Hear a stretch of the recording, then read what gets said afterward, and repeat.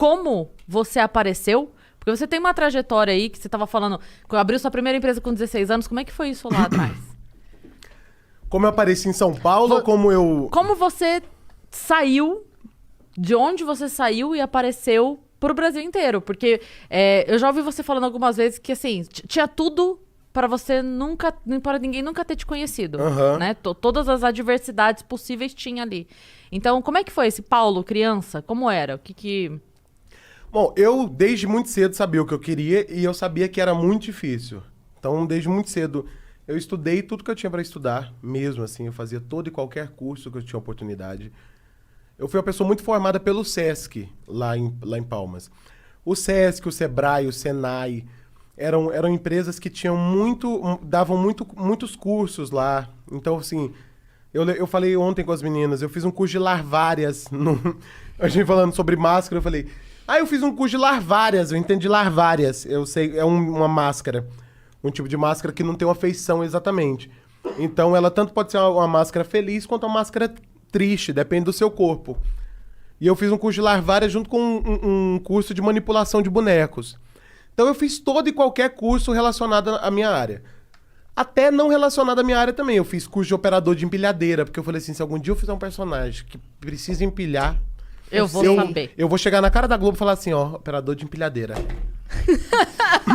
Eu tinha isso na minha cabeça, eu achava que quanto mais qualificado eu fosse, maior a possibilidade. Eu tinha ainda também aquela ilusão de que em algum momento eu ia estar num bar cantando ou fazendo uma cena. E ia chegar um cara e falar assim, tudo bem? Começou, Paulo Vieira? Eu sou diretor da Globo, você vai ser a estrela da minha nova novela, porque você sabe... empilhar coisas. Tu fez o curso de operador de empilhadeira, né? Era o que eu tava precisando. Então eu tinha isso na minha cabeça. Sonho. Então eu ficava buscando me especializar em tudo que eu pudesse, fazer todo o curso que fosse possível. Você fez teatro lá também? Principalmente. Foi o que eu mais fiz. É que eu contei as coisas inúteis, né? As coisas... Inútil não, que larvárias é maravilhoso. As coisas mais aleatórias. Mais aleatórias. Mas eu fiz teatro a minha vida toda, assim. Com 9 anos eu já tava no teatro. E aí estreiei profissionalmente no teatro em Palmas com 12 anos de idade, numa peça chamada Como Educar os Pais, que era que eu e a Kelly éramos os únicos atores de Palmas e o grupo era um grupo de Brasília. E aí foi um grande sucesso lá. Nessa época o Jornal Tocantins me deu minha primeira capa, dizendo assim, esse menino vai longe. Eu tinha 12 anos, era um menino gordinho, super pra frente, dizendo assim, imagina, minha vida vou ter muito sucesso. E aí eu convenci as pessoas de que eu realmente ia ter sucesso. Então as pessoas iam torcendo por mim. Eu tenho muito isso, assim. Eu acredito que parte fundamental do trabalho da gente é convencer as pessoas de que a gente vai ter sucesso. Porque as pessoas entram na sua, elas começam a torcer por você. Então eu tenho isso. Todo dia eu saio para fazer um amigo. Uma pessoa que eu não conheço, assim. Todo dia eu saio para que alguém goste de mim, alguém novo. Alguém fala assim, nossa, esse cara é muito legal. Porque eu acho que é mais uma pessoa torcendo pra eu dar certo, assim. Quase como se eu fosse acumulando energias pra poder fazer as minhas coisas. E eu fui convencendo as pessoas. Fui convencendo a imprensa do Tocantins que eu ia dar certo. Fui convencendo o público. E eu fazia muito teatro sério. Com 16 anos eu comecei a produzir... Um pouco antes, na verdade. Mas com 16 eu ajudei na produção do Comédia em Pé. Eu não sabia o que era stand-up. Não fazia ideia. Nessa época, minha vida era muito lotada, eu não assistia televisão, não fazia ideia. Ideia, assim. Tava alheio a essa cena. Alheio, não sabia o que era stand-up mesmo. As pessoas falavam assim, igual o Seinfeld. Eu falava, o quê? Nunca vi Muito série menos. também, eu nunca fui ligado em série. Realmente, assim, da roça. E aí, eles fazem stand-up. Eu falei, o que é stand-up? E aí fui entendendo com o Comédia em Pé o que era stand-up, assim, porque eu fiquei responsável por levar eles pra jantar, por levar eles pra passear, ir pra Taquarussu, pras cachoeiras. E aí eles me explicaram. Falei, eu faço isso na minha peça, que a gente tinha uma peça no Instituto Federal do Tocantins, no IFTO. Acho que hoje é só IF, sei lá.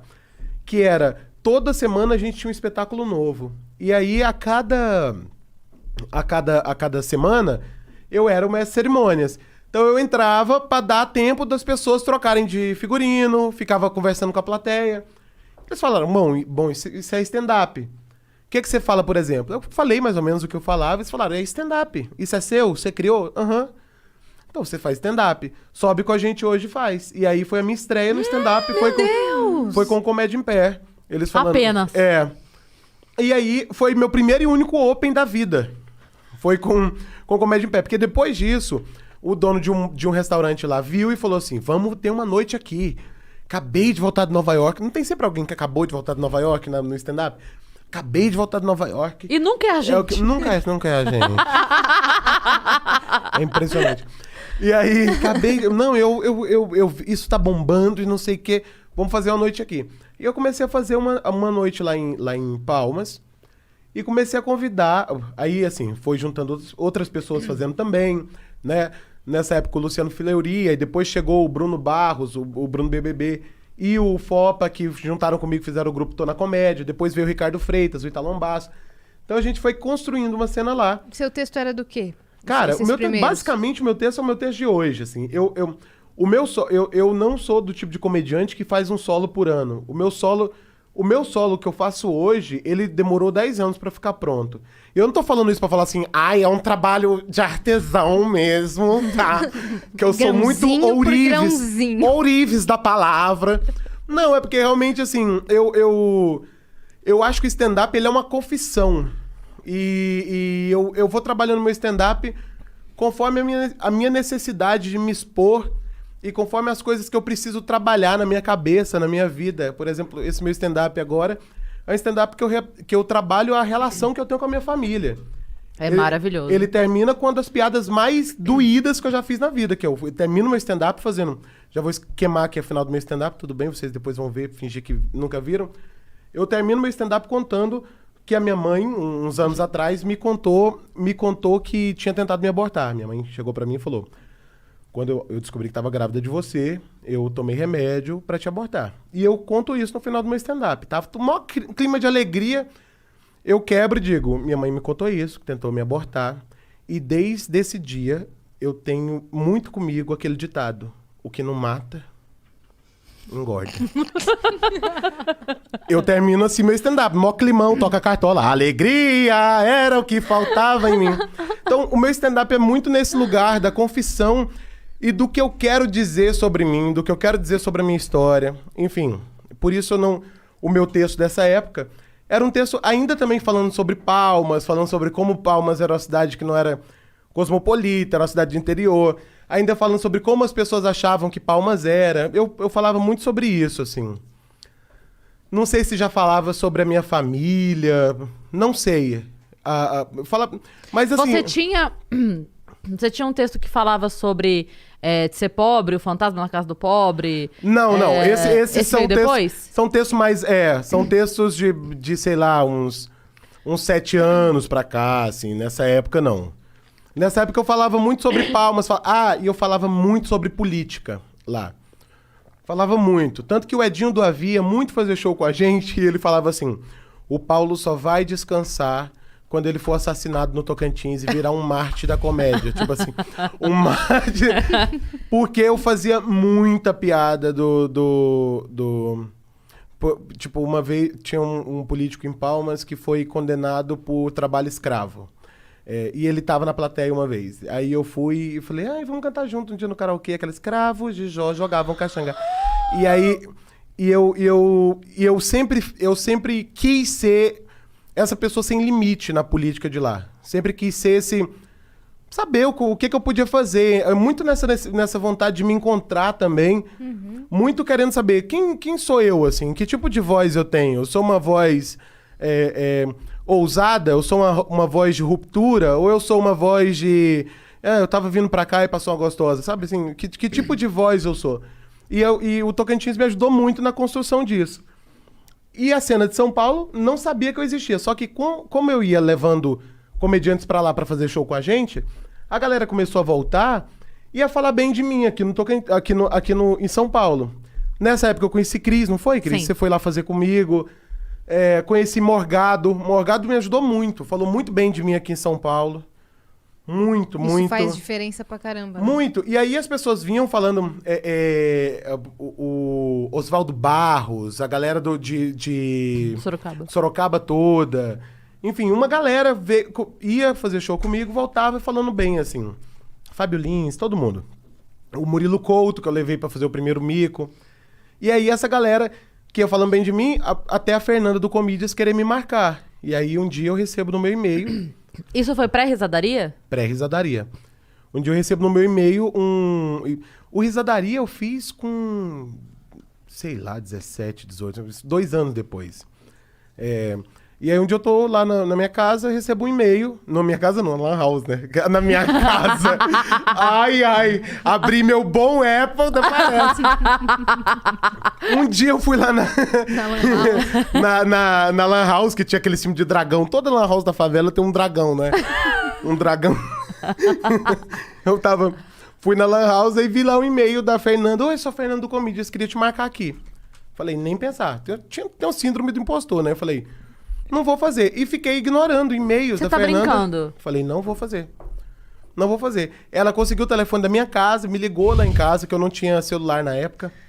Ela ligou lá em casa, meu pai falou, não, aqui a gente faz salgado, não tem... Não, é que eu quero falar com o Paulo, deixou o recado. E eu ignorando ela. Falei, eu não vou, porque eu não tenho condições de estrear em São Paulo. Não tenho graça em São Paulo. Tenho graça aqui. Não imagina ter graça em São Paulo. E aí, quando eu fui inscrito no Risadaria pelo Bruno, do meu grupo, ele falou assim, Gordinho, inscrevi todo mundo. E aí a gente eu fui passando. Quando eu vim pra final, no dia da final, quando eu desço do palco, a Fernanda pegou no meu braço e falou assim, por que você tá ignorando meus e-mails? Eu falei, olha, eu vou te explicar, porque eu sou uma pessoa que minha autoestima não é assim pra estar fazendo comedians. Minha autoestima, eu vou ficar lá no Tocantins, e eu vou trabalhar isso lá. E aí, o dia que eu me sentir pronto, que é nunca, eu nunca me sinto pronto pra nada. E aí, o dia que eu me sentir pronto, eu venho. Ela falou, não, você vai fazer comedians. Eu falei, eu não tenho texto pra São Paulo, porque pra fazer comedians naquela época, você tinha que ter de 15 a 20 minutos. Né? Eu falei, eu não tenho, meu texto pra São Paulo é no máximo 10 minutos. Ela falou assim, pois eu vou te marcar, você vai fazendo 10, depois você faz 11, depois você faz 12. E eu comecei no comedians assim, feed patrão. Porque, com privilégios que ninguém tinha. Eu fiz 8 minutos no Comedians a primeira vez que eu fiz. Desci do palco. Depois, e ela começou a me marcar todo mês. E o Risadaria também me deu uma super força, que começou a me colocar em tudo, e eu me vi obrigado a vir pra São Paulo. E a estar na cena. Foi muito assim um conselho também que a Bibi Ferreira me deu uma vez. Eu tava montando Gota d'Água, que eu era ator sério. E eu tava montando Gota d'Água. Né? Chico Buarque? Chico Buarque. E Paulo Pontes. E aí eu fui falar com ela. Eu falei assim, Bibi, sei lá, eu tinha 14 anos. Falei, Bibi, eu quero muito ir pro Rio, tentar a vida de ator lá. E ela falou assim, fica aqui e cresça aqui. Quando você achar que não tem mais o que você fazer aqui, você vai. Deixa que o próprio mercado de lá, quando você se destacar aqui, vai te puxar. E foi meio que aconteceu, assim, o mercado de São Paulo me puxou da minha vida lá no Tocantins. E aí fiquei, né, aqui e lá, tudo que eu fazia aqui repercutia no Tocantins, o que era muito bom pra mim, porque me permitia ganhar dinheiro no Tocantins e gastar em São Paulo. Sim. Hoje eu tô fazendo o inverso. Mas era muito isso. Eu fazia no Comedians. Aí, sei lá, Verdun ia ver o show. Fazia uma foto, Jornal Tocantins. Tá lá, destaque. Verdun vai prestigiar Paulo Vieira em São Paulo. Sociedade Tocantinense. Meu Deus, que é isso? Mentira, ele foi pra ver outras pessoas. Tava lá. E aí... Ele passou na calçada e você puxou ele pra dentro. Ele tava indo numa pizza do lado. Exatamente.